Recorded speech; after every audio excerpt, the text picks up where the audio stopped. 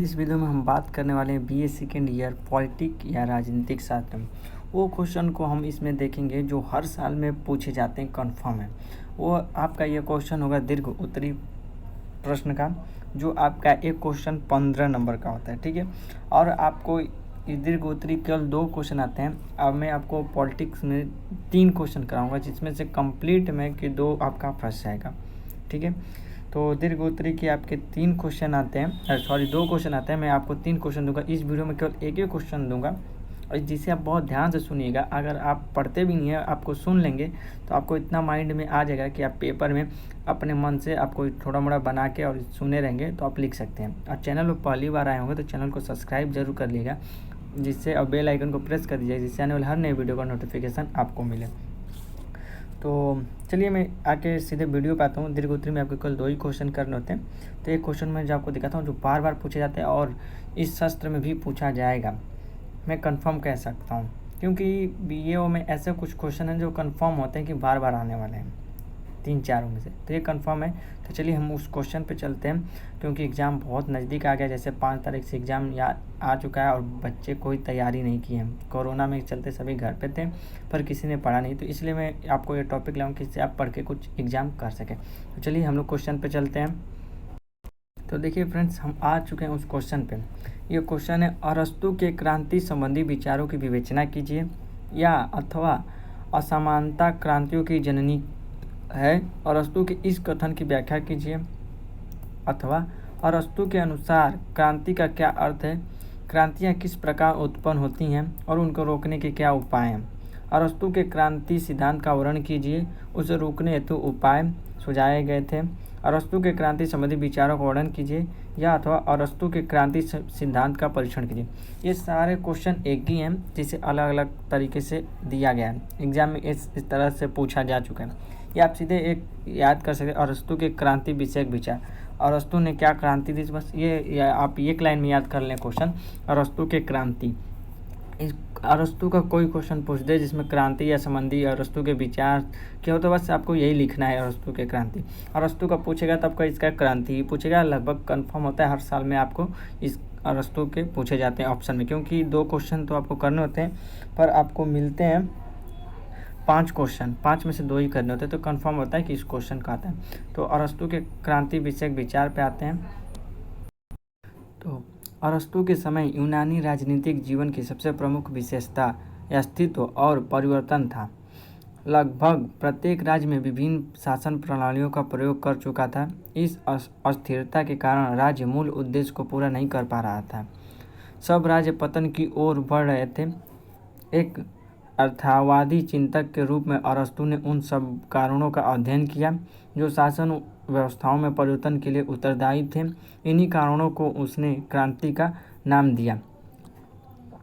यानी अरस्तु के समय यूनानी राजनीतिक जीवन की सबसे प्रमुख विशेषताएं अस्तित्व और परिवर्तन था। यानी उसमें परिवर्तन ज़्यादा होता था। लगभग प्रत्येक राज्य विभिन्न शासन प्रणालियों का प्रयोग कर चुका था। प्रत्येक शासन से वो विभिन्न प्रणालियों का प्रयोग कर चुका था। अस्थिरता के कारण राज्य मूल उद्देश्य को पूरा नहीं कर, जो अस्थिरता था वहाँ पे कोई अस्थिरता ही था ना, मतलब एक रूल नियम से कुछ नहीं था। उद्देश्य के कारण पूरा नहीं कर रहा, राज्य का पतन होता। सारे राज्य बिखर रहे थे, टूट रहे थे। सीधा से कहने मतलब सारे राज्य बिखर रहे थे, टूट रहे थे, पतन की ओर बढ़ रहा था। ये एक बहुत चिंतक का विषय रूप था। अरस्तु ने इन सब कारणों का अध्ययन किया और उसे पढ़ा। पढ़ने के बाद अरस्तु ने एक शासन व्यवस्था ली। इन्हीं शासन व्यवस्था को क्रांति का नाम दिया गया। ये आपको मैं अपने भाषा में समझा रहा हूँ, काम दिया। अरस्तु ने जिन परिवर्तनों का अध्ययन किया वो राज्य क्रांतियाँ, जैसे फ्रांस की क्रांति, रूस की क्रांति नहीं है। उसके विचार में संविधान वर्तमान युग प्रत्येक परिवर्तन क्रांति है। अरस्तु के दृष्टिकोण से क्रांति का अर्थ है, देखिए अरस्तु के दृष्टिकोण से क्रांति का अर्थ है किसी स्थापित शासन प्रणाली को बदलकर दूसरे प्रकार की शासन पद्धति स्थापित करना। उदाहरण के लिए जैसे प्रजातंत्र कुलीन तंत्र में बदल दिया जाए, प्रजातंत्र को कुलीन तंत्र में बदल दिया जाए। फिर दूसरा है शासन पद्धति के समान रहते हुए शासन सत्ता के अधिकारियों को बदला जाना। उदाहरण के लिए कोई विद्रोही वर्ग संविधान को बिना परिवर्तन किए शासन पर अधिकार कर लेता है, अधिकार कर ले। तीसरा है संवैधानिक व्यवस्था में शक्तियों की मात्रा में परिवर्तन करना, उदाहरण के लिए प्रजातंत्र को कम या अधिक लोकतंत्री बनाना। चौथा है प्रशासनिक संस्था में किसी नए पद का निर्माण करना या किसी पद को समाप्त करना। अरस्तू की धारणा है कि क्रांतियों के कई प्रकार और मात्राएं हैं। राजनीतिक परिवर्तन का कारण वर्तमान स्थिति के प्रति जन असंतोष होता है। यह असंतोष सार्वजनीय हो या वर्ग विशेष तक सीमित है। इसकी विपरीत हिंसा में होती है। विद्रोह या तो कुचल दिया जाता है या विद्रोह शासन व्यवस्था को बदल डालता है। कभी तो पूरी व्यवस्था और संविधान ही बदल दिया जाता है। कभी शासक वर्ग का स्थान दूसरा प्रशासन ले लेता है और कभी संविधान में संशोधन हो जाता है। इस तरह अरस्तू के विचार से क्रांति का अर्थ है शासन व्यवस्था में होने वाली न्यूनाधिक परिवर्तन। यानी आप ध्यान से सुनेगा, समझने की कोशिश करिए, क्योंकि आप इतने पढ़ नहीं सकते। आप इसे समझ लेंगे तो एक स्टोरी की टाइप हो जाएगा और आप पेपर में लिख सकते हैं। ठीक है। अरस्तू का कहने का मतलब था क्रांति का अर्थ क्या होता है। जैसे आपको एग्जाम लिखा है अरस्तू के क्रांति का अर्थ क्या है, तो उसमें अरस्तू का कहने का मतलब देखिए, अरस्तू के विचार से क्रांति का अर्थ शासन व्यवस्था में होने वाले न्यूनाधिक परिवर्तन। न्यूनाधिक परिवर्तन को ही अरस्तू क्रांति कहते हैं। तो इनको इतना बड़ा लिखा गया। अब एक लाइन याद कर लेंगे तो और चाहेंगे तो इसमें बना के लिख सकते हैं कि प्रशासन में होने वाले परिवर्तन को ही अरस्तू ने क्रांति का नाम दिया। और ऊपर में आपको बताएं, वैसे याद कर लेते हैं। तो और क्रांति के मूल कारण क्या है ये देख लेते हैं। ये आपको ऐसे हेडिंग डाल के लिखना पड़ेगा, क्रांति के कारण। तो क्रांति के कारण में आपको क्रांति के कारण में आप लिख सकते हैं, जैसे अरस्तू के क्रांति के कारणों को 3 भागों में विभाजित किया गया है। ठीक है। तो कौन से कारणों में विभाजित किया गया? क्रांतियों के मूल कारण, क्रांतियों के मूल कारण, क्रांतियों के सामान्य कारण, विशिष्ट शासन व्यवस्थाओं में क्रांतियों के विशेष कारण। ठीक है, विशेष कारण। तो क्रांतियों के मूल कारण पहला देखते हैं, क्रांतियों के मूल कारण क्या उन कौन से हैं।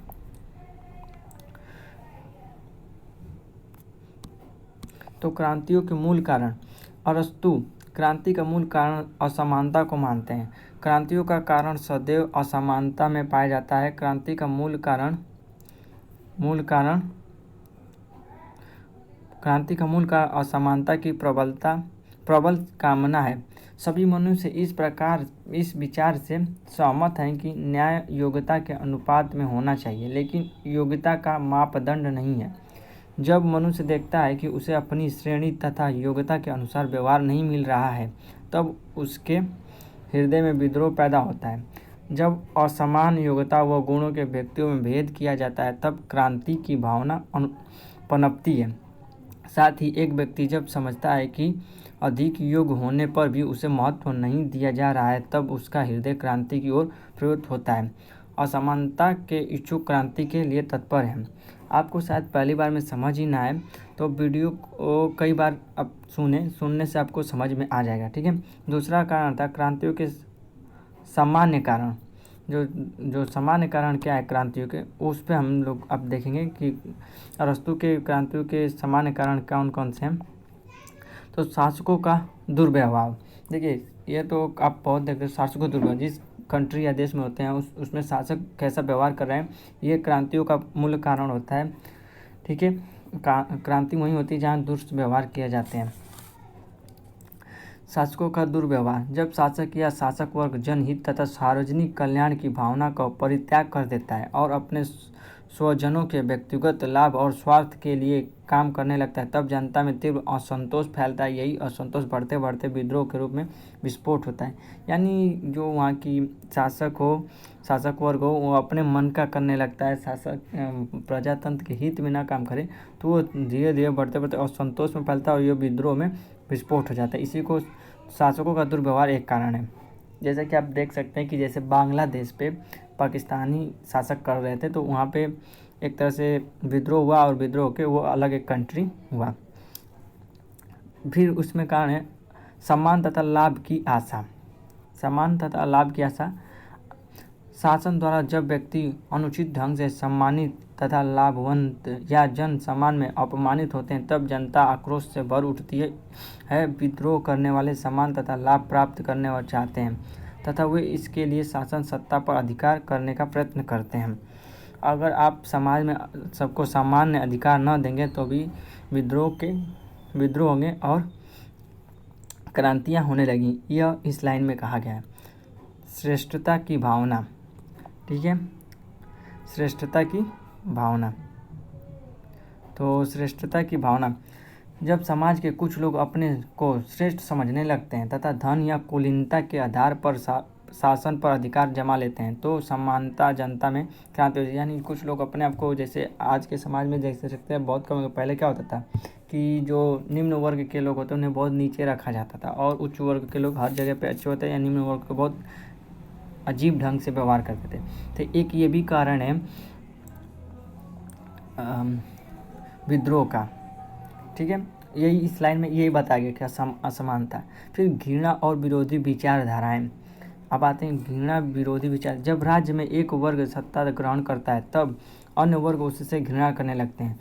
जब यह घृणा प्रबल होता है तब क्रांति के रूप में प्रकट होती है।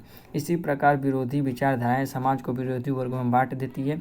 ये वर्ग एक दूसरे के अधिकार को सहन नहीं करते, इससे क्रांति का जन्म होता है। फिर आता है भय, ठीक है। भय, तो भय क्या है? भय की भावना भी क्रांतियों का कारण है। अपराधी दंड के भय से बचने के लिए विद्रोह करते हैं। कुछ व्यक्तियों को भय होता है कि उनके साथ अन्याय हो रहा है, होने वाला है, तो वे विद्रोह कर बैठते हैं। अविश्वास भय को जन्म देता है और भय क्रांति लेती है। यानी समाज में अगर विश्वास रहेगा कि उनके लिए गलत हो रहा है तो वो अविश्वास ही वो क्रांति में जन्म ले लेता है। कहने का मतलब इस लाइन में यही था। आप मेरे लाइन को अच्छे से सुनते रहिए। आते हैं आगे।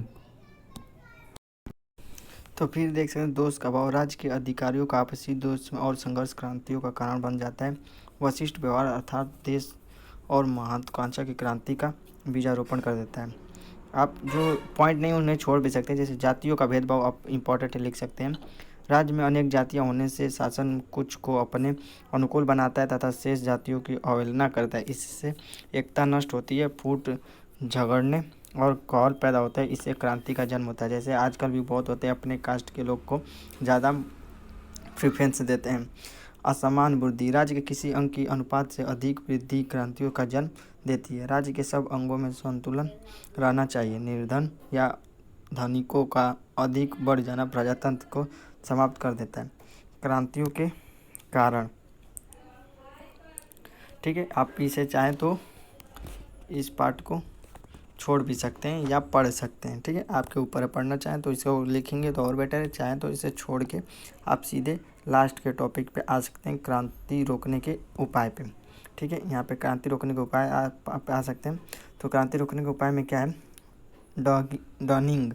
डनिंग के मतानुसार अरस्तु क्रांतियों को जन्म देने वाले कारणों की विस्तृत सूची देने का पश्चात उसके साथ ही प्रभावपूर्ण ढंग से उनकी रोकथाम के उपाय की भी सूची देता है, ठीक है।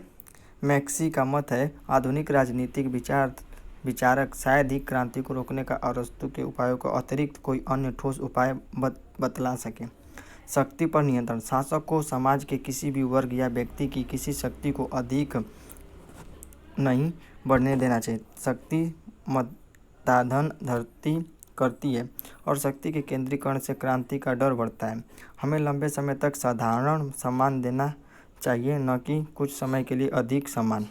संविधान तथा कानूनों के प्रति विश्वास, नागरिकों में कानून और संविधान का पालन तथा सम्मान करने का भाव जागृत करना चाहिए। इस संबंध में छोटी छोटी बातों पर अधिक ध्यान देना चाहिए। कानून की अवज्ञा का उदय अनजाने ही हो जाता है, जिसके कारण राज्य की जड़ें खोखली हो जाती हैं। छोटी छोटी बातों में भी नागरिकों को कानून के अनुसार आचरण करने की आदत डालनी चाहिए, ठीक है।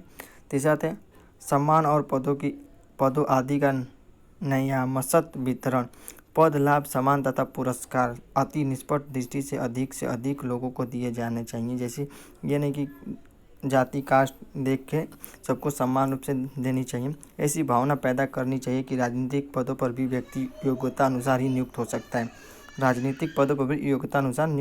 है। परिवर्तन से बचना चाहिए। राज्य को जहाँ तक हो सके परिवर्तन से बचना चाहिए, क्योंकि परिवर्तन में ही क्रांति का अस्तित्व छिपा होता है। छोटे मोटे परिवर्तन भी बड़ी सावधानी से किए जाने चाहिए। अच्छा तो यह है कि यथास्थिति बनाए रखना चाहिए। आर्थिक समानता, क्रांतियों से बचने के लिए आर्थिक समानता दूर करने का प्रयास करना चाहिए। धन के असमान वितरण से धनी निर्धन को वर्गों की खाई बढ़ जाती है तथा संघर्ष और क्रांति की संभावना प्रबल हो जाती है। तो फ्रेंड्स, बस वीडियो यहाँ पे समाप्त होता है। आप चाहें तो इसे फिर से सुन सकते हैं, और वीडियो अच्छी लगे तो प्लीज़ चैनल को सब्सक्राइब और लाइक किए बिना मत जाइएगा, अपने दोस्तों में शेयर करिएगा और बेल आइकन को प्रेस कर लीजिएगा, जिससे ऑल नए वीडियो का नोटिफिकेशन आपको तुरंत मिले। तब तक के लिए जय हिंद।